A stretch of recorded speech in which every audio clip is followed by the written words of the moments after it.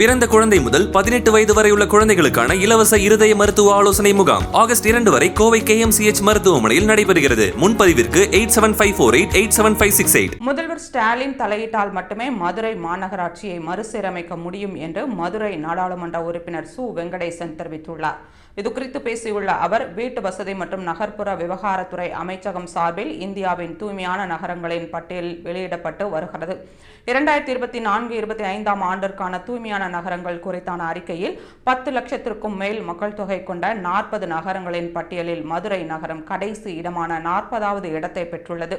மதுரை நகரத்தை பொறுத்தவரை வீட்டிற்கு வீடு குப்பைகள் சேகரிக்கப்படுவது 37% உள்ள நிலையில் குப்பை வகைப்பிரித்தல் 26% உள்ளது. மேலும் உருவாக்கப்படும் குப்பைகளில் வெறும் 4% மட்டுமே மறுசுழற்சி செய்யப்படுகிறது.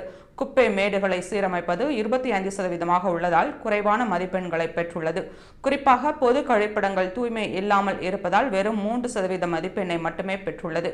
மாநில அளவிலும் கணக்கெடுக்கப்பட்ட 651 நகர்ப்புற உள்ளாட்சிகளில் மதுரை 543வது இடத்தையே பெற்றுள்ளது.